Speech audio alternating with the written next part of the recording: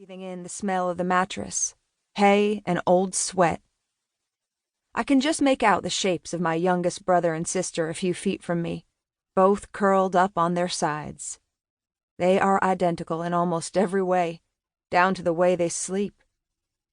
I hold my breath until I'm sure I did not wake them. Still, I am tense, tenser than usual. Something else is wrong. I wait and wait, and then I finally hear it. A scratching sound, faint but distinct. A new jolt of panic surges through me, and I am instantly wide awake, sitting up and straining to see through the dark.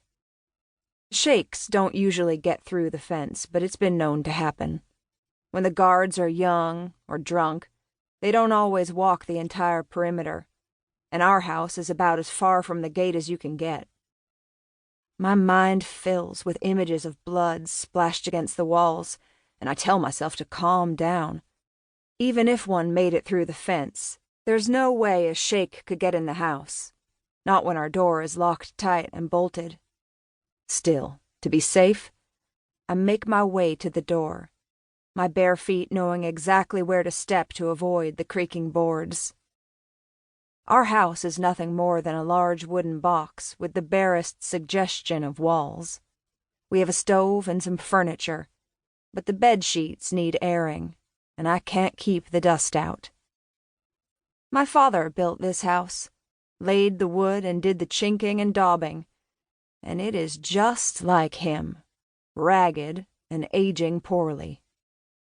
The sand and the heat are hard on everything. Pa did his best, I suppose, but he spent more time picking out flat stones for the foundation than he did building the roof, and it sags in places. I blindly feel along the wall until my hand closes around the butt of my revolver, hanging from a peg in its holster. One chamber in my six-shooter is always loaded. Sometimes seconds can make all the difference. I put my ear to the door and listen. The soft scratching in the dirt and whisper of wood scraping could be a dog or a coyote, even a healthy one that was too quick for a shake to catch, but I am not willing to take any chances. We strung up bits of broken glass all around the porch, and I strain to hear any tinkling. There's no wind tonight. The air lays warm and stagnant, trapping heavy smells and smoke close to the ground. I lay down on the wooden floor, revolver in hand, trying to peer through the crack between the door and the floor. But it is too dark and the space is too small. I bite the inside of my cheek, considering. It sounds too quiet for a shake, though I wouldn't bet my life on that.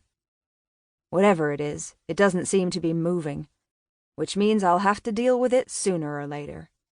Might as well be now.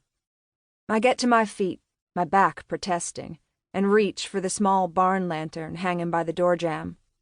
I jiggle it and hear a faint splashing, so there's still some oil left.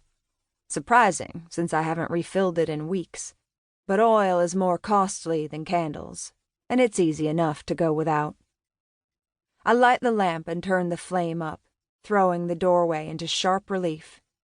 I fumble a bit to get the bolts open with my gun in one hand and the lantern hanging off the other.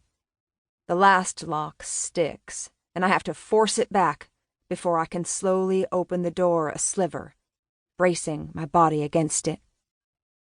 Light from my lamp illuminates a patch along the wood and the prickly poppies that are dying by the steps. The scratching stops, and I wait a moment before opening the door further. Lamplight floods the porch and the dirt beyond, and I take a step forward, scanning the ground with my gun pointed at what I hope is chest level. A flick of movement, and my stomach drops as my finger tightens around the trigger. But it's only a rabbit. A cottontail, I think, though it's hard to say for sure with the tail and most of its backside missing.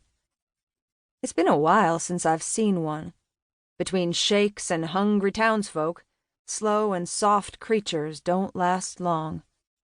I don't know if a coyote or a shake got to it, and the callous part of